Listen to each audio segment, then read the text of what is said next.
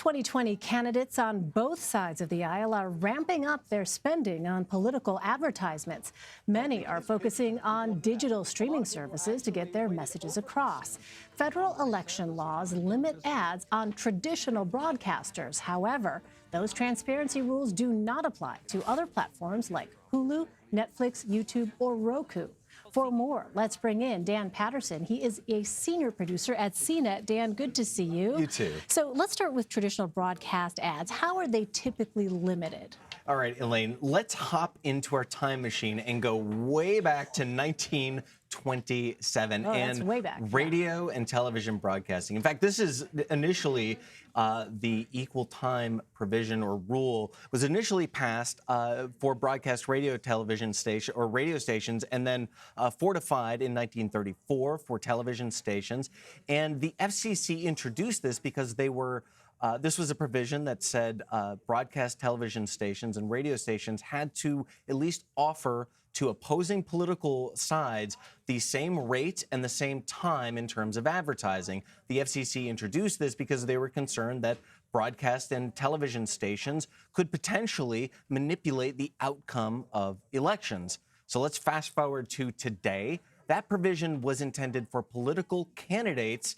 But today, we see something very different. Even without digital technology, we don't just have candidates advertising. We have grassroots organizations, 501c3s, all sorts of different organizations are advertising not just for candidates and campaigns, but for causes. So that stipulation, when we apply to technology, streaming services, social media, is just so difficult to regulate and feels kind of antiquated. Now, it still technically applies to broadcast stations, but of course, the broad spectrum of media outlets is just totally different than it was almost 100 years ago. Right, and they couldn't have envisioned the landscape that exists today. That's right. So is there any limit at all when it comes to streaming ads? Well, this is a wild west, and we have seen political candidates like Mike Bloomberg spend millions or hundreds of millions of dollars. And in fact, you can kind of compare this yourself. You don't need to really break down the data, although we started to spin out pie charts and graphs, and then we realized, hey, if you just turn on almost any streaming service, you can see the difference between candidates who have raised a lot of money or have a lot of money and other candidates like Tulsi Gabbard, who have not been so successful at raising money and spending money on digital services. There seems to be almost no limits and certainly no federal restrictions that are equivalent to the equal time provision. So let's talk about that a little more. According to advertising analytics, Mike Bloomberg has spent upwards of $217 million on ads. Meantime, Bernie Sanders has spent $16 million. So how are we seeing that spending actually play out here in the streaming world? Yeah, so again, we see this spending on Hulu, on Roku, on other services. And again, we prepared the segment, we started to break down the data and create charts and graphs. And we figured, it's just easier to understand if you turn on your streaming service, fire up your set-top box, and watch almost any network, and you will see an abundance of political advertisements by candidates who are empowered and have raised money. You can use your own eyes to see ads by candidates who've raised a lot of money and are spending it right now. So what kinds of questions, though, does this raise? The fact that it is, as you said, sort of a wild west here. Well, one of the questions that is kind of burning a hole in my pocket is this question of where spending comes from. So in the United States, we have some pretty heavy regulations when it comes to who can spend money on political campaigns and on candidates.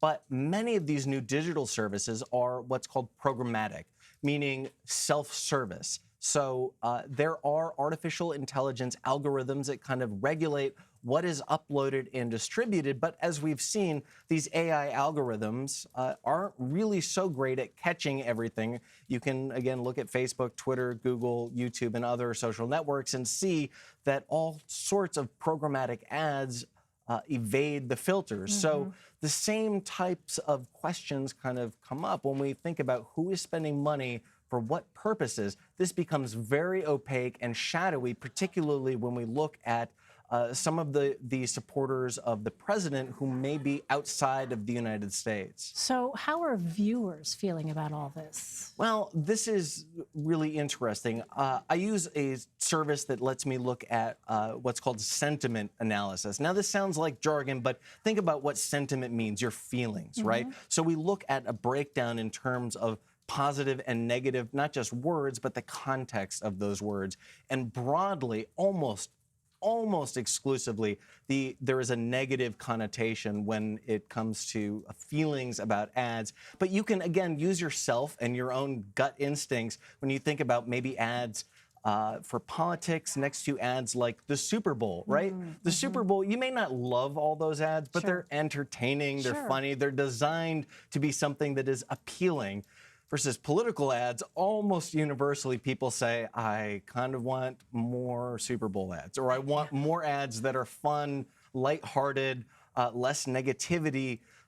Almost exclusively, when we look at the data, people really don't like political ads. Right, but except that the strategist would say, well, our evidence shows that those negative ads actually work. They are effective. Yeah.